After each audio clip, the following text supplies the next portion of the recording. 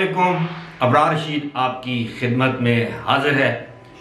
اور آپ سے ریکویسٹ کہ اگر ابھی تک آپ نے اس چینل کو سبسکرائب نہیں کیا تو اسے سبسکرائب کر لیں۔ تازہ ترین ویڈیوز کے اپڈیٹس کے لیے جو بیل آئیکن یا نوٹیفیکیشن بیل جسے ہم کہتے ہیں اس کو بھی ضرور کلک کیجئے گا۔ آپ کا بہت بہت شکریہ۔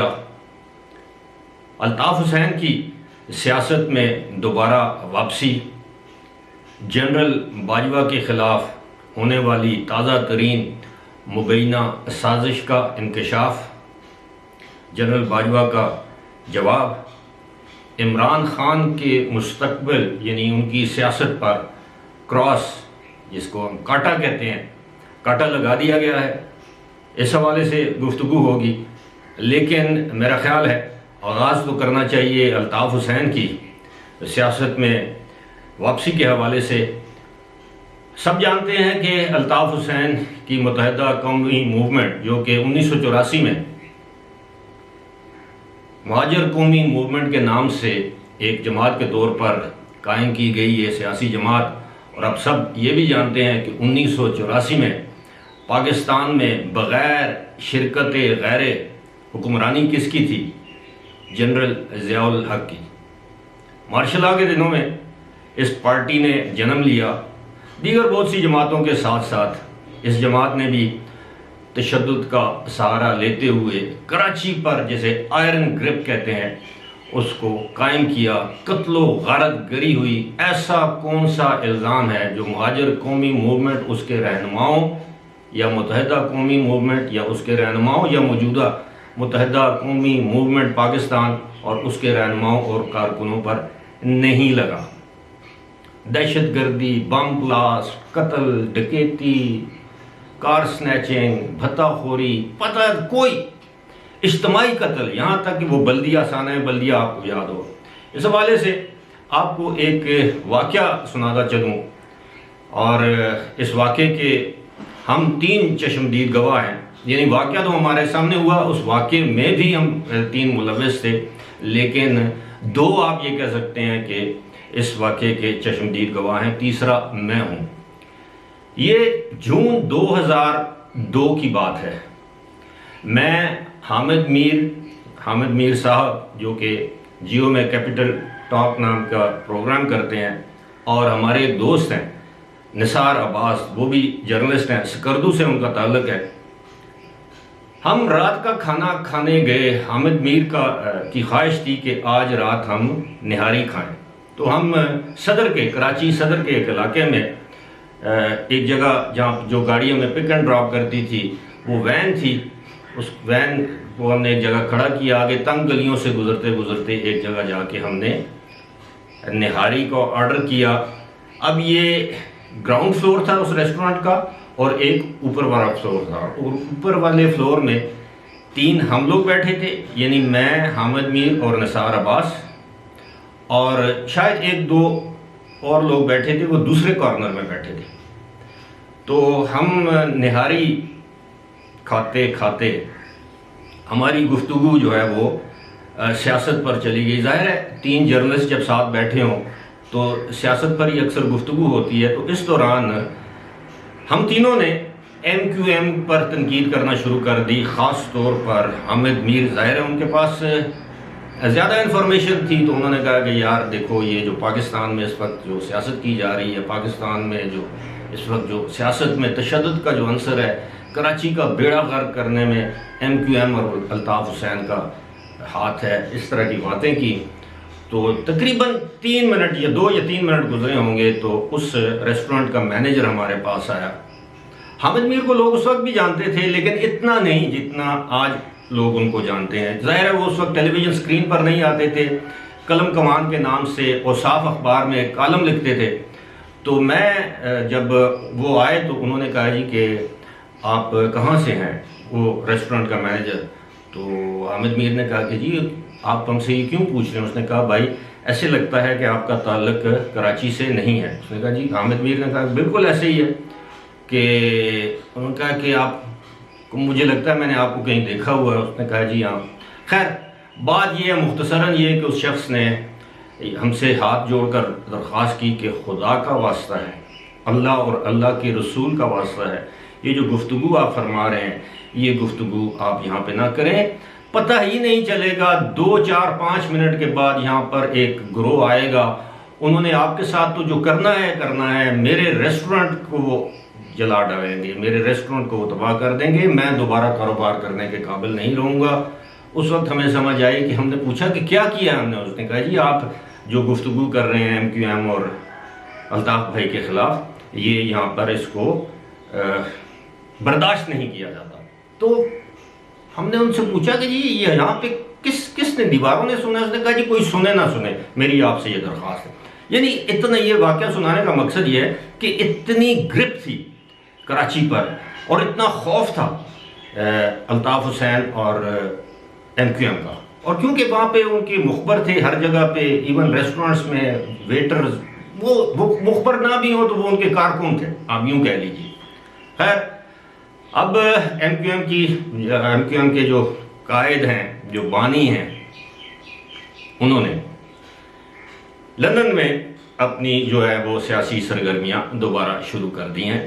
اور اس حوالے سے آپ نے یہ بھی محسوس کیا ہوگا کہ گزشتہ 2-3 دنوں سے عمران خان ایک مرتبہ پھر ایک طویل عرصے کے بعد، تقریباً 5 سال کے بعد، الطاف حسین کو انہوں نے دہشت گرد کہنا شروع کر دیا ہے۔ اور وہ پہلے بھی دہشت گرد کہتے تھے، لیکن درمیان میں 5 سال خاموشی تھی۔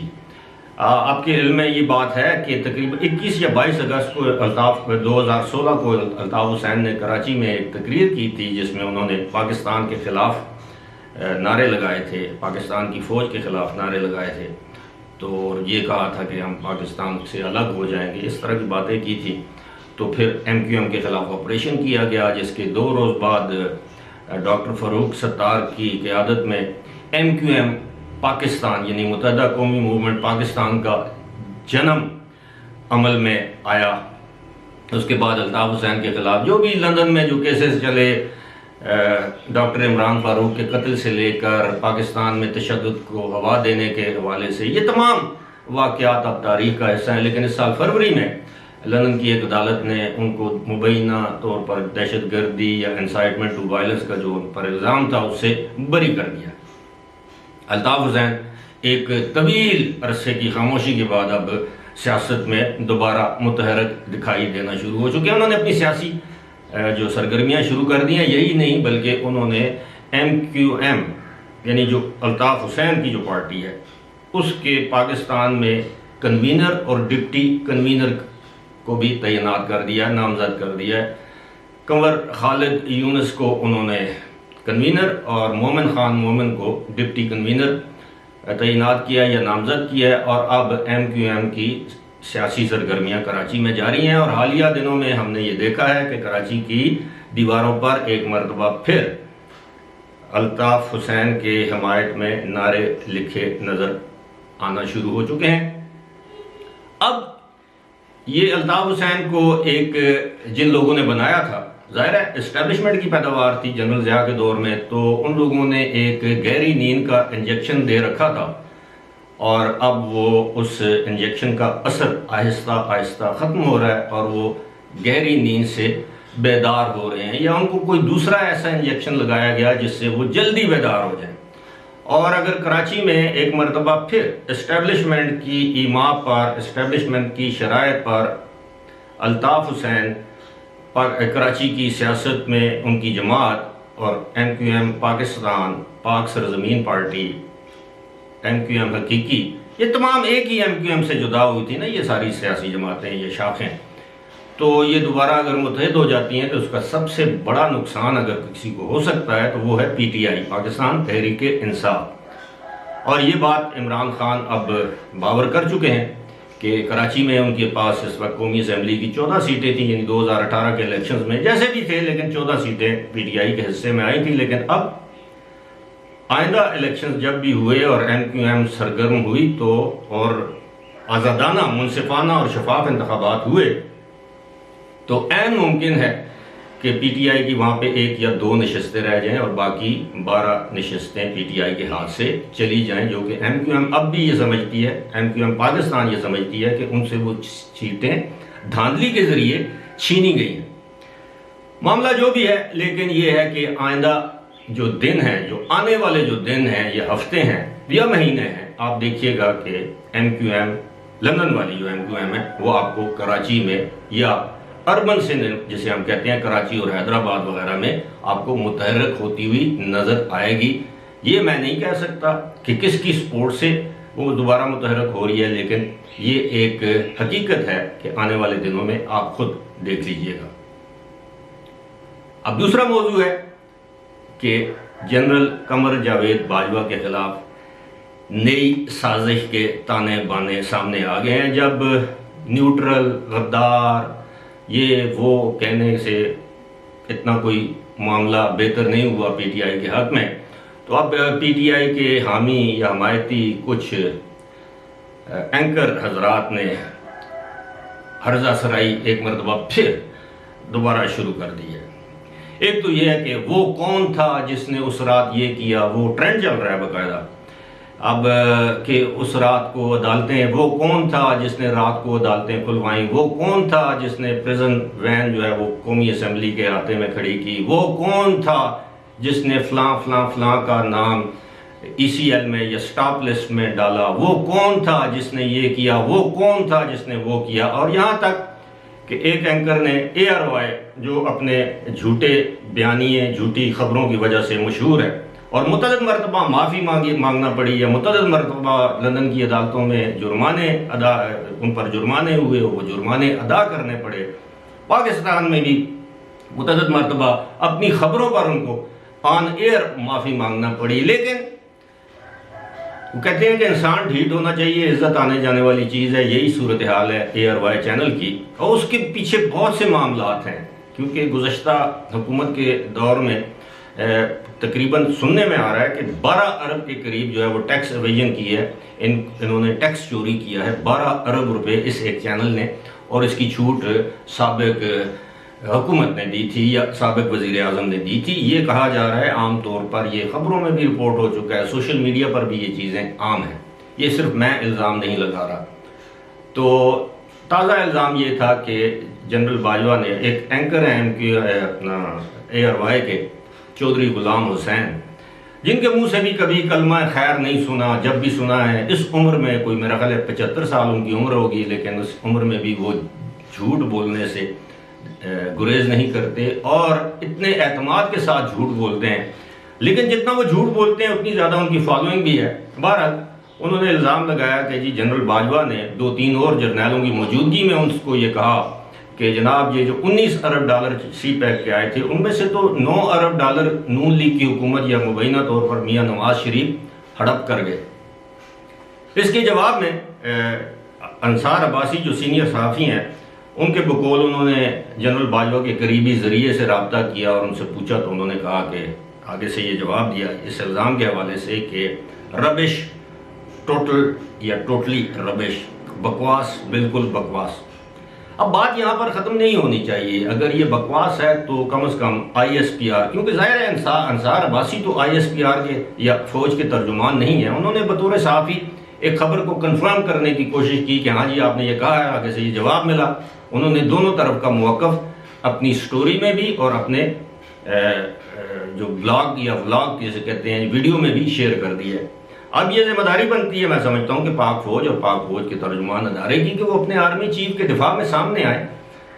اور یہ بتائیں کہ جناب یہ سب کچھ بکواس ہے، جھوٹ ہے، جس طرح انہوں نے انصار عباسی کو بتایا۔ اور دوسری بات یہ ہے کہ یہ بھی وہ سمجھ سکتے ہیں کہ شاید چودھری غلام حسین کی اتنی حیثیت نہیں ہے کہ وہ اس حوالے سے کوئی ان کی تردید کریں اور ان کو یہ اہمیت دینے کے مترادف ہوگی یہ بات۔ اور ساتھ ہی ساتھ اب گزشتہ روز ہی شیخ رشید نے، سابق وزیر داخلہ نے شاہ زیب خانزادہ کے پروگرام میں یہ کہا تھا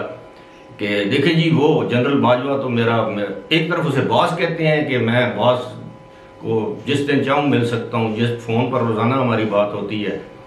اور وہ تو میرے جونیئر تھے کالج میں، گارڈن کالج میں MSF کا پریزیڈنٹ تھا، وہ اسلامی جمعیت طلبہ کے کچھ ناظم وغیرہ تھے، وہ اکثر یہ باتیں کرتے رہتے ہیں۔ لیکن گزشتہ روز ہی سینئر صحافی نصرت جاوید نے اپنے ایک ٹویٹ میں اس بات کا برملا اظہار کیا کہ جناب وہ جو باس جسے یہ کہتے ہیں، اب کالج کا جونیئر اور اب باس، جس باس اس لیے ہے کہ وہ آرمی چیف ہیں، اور ان کے بارے میں بھی ہم جانتے ہیں، شیخ رشید کے بارے میں بھی، کہ وہ ہر چڑھتے سورج یعنی آرمی کے ہر نئے آنے والے چیف کے قدم بوسی کے لیے ہر وقت حاضر رہتے ہیں، اور وہ برملا اس کا اظہار بھی کرتے رہتے ہیں۔ اب صورتحال یہ ہے کہ نصرت جاوید نے کہا کہ جی جنرل باجوہ تو کبھی گورڈن کالج راولپنڈی میں پڑھے ہی نہیں۔ اب پتہ نہیں، نصرت جاوید کی بات ٹھیک ہے، میں تو ان کو کریڈیبل جرنلسٹ مانتا ہوں، میں سمجھتا ہوں انہی کی بات میں وزن ہوگا، انہی کی بات درست ہوگی۔ تو یہ ایک جنرل باجوہ کے خلاف ایک منظم قسم کی ایک کیمپین شروع کر دی گئی ہے، اور سب کو معلوم ہے کہ جنرل باجوہ 28 نومبر کو ریٹائر ہو جائیں گے، اس لیے ان کے خلاف یہ ہرزہ سرائی کی جا رہی ہے، حالانکہ وہ آرمی چیف ہیں اب بھی۔ اور آج جنرل باجوہ یہ کہہ دیں کہ وہ ایکسٹینشن لینے کے متمنی ہیں، یا موجودہ حکومت ان کو یہ کہہ دے کہ جی ہم آپ کو 3 سال کی ایکسٹینشن دینے کے لیے تیار ہیں، تو آپ یقین کیجئے یہ جتنے ٹرینڈ چلانے والے ہیں اور جتنے جنرل باجوہ پر تنقید کرنے والے لوگ ہیں، including doctor Shireen Mazari, including Fawad Chaudhry, including Sheikh Rashid, including so many other journalist, یہ سب کے سب آپ دیکھیں جھاگ کی طرح بیٹھ جائیں گے، ان کی زبان پر تالے لگ جائیں گے، ان کے قلم چلنا بند ہو جائیں گے، کیونکہ ہم سب ان کی کریڈیبلٹی سے واقف ہیں۔ اور عوام، دیکھنے والے، سننے والے آج کل بہترین جج ہوتے ہیں کہ کون شخص کیا کہہ رہا ہے، اس کی بات میں کس حد تک صداقت ہے، کس حد تک دیانت دارانہ اس کا تجزیہ ہے یا نہیں ہے۔ عمران خان کے حوالے سے اب یہ کہا گیا ہے کہ ان کو یہ باور کرا دیا گیا ہے کہ جناب انف از انف، اب، اور پی ٹی آئی کے لوگوں کو بھی، کہ اب پی ٹی آئی کے ایم این ایز کے حوالے سے میں بڑی ایک اندر کی خبر آپ کے ساتھ شیئر کروں گا، بلکہ 2 خبریں ہیں پی ٹی آئی کے اندر کے حوالے سے۔ پہلے تو میں آپ کو یہ بتا دوں کہ عمران خان کے اوپر کاٹا یا کراس لگا دیا گیا، ان کی سیاسی زندگی کے حوالے سے میں بتا رہا ہوں کہ آئندہ فی الحال جو فیوچر پولیٹیکل ڈسپنسیشن جسے ہم کہتے ہیں، جو کہ